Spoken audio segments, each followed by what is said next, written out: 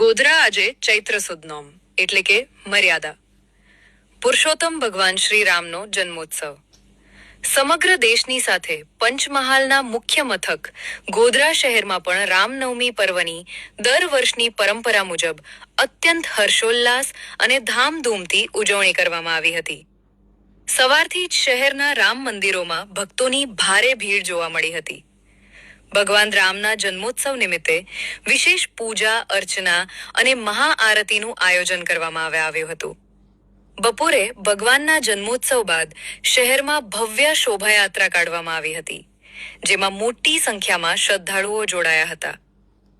ઉજવણી દરમિયાન શાંતિ અને સલામતી જળવાઈ રહે તે માટે પોલીસ વિભાગ દ્વારા પણ શહેરના મુખ્ય માર્ગો પર ચુસ્ત બંદોબસ્ત ગોઠવવામાં આવ્યો હતો. સ્થાનિક મંડળો દ્વારા ઠેર ઠેર પ્રસાદ અને ઠંડા પીણાની વ્યવસ્થા પણ કરવામાં આવી હતી. ગોધરાના નાગરિકોમાં આ પર્વને લઈને ભારે ઉત્સાહ જોવા મળ્યો હતો અને પરંપરાગત શ્રદ્ધા સાથે રામ જન્મોત્સવની પૂર્ણાહુતિ થઈ હતી.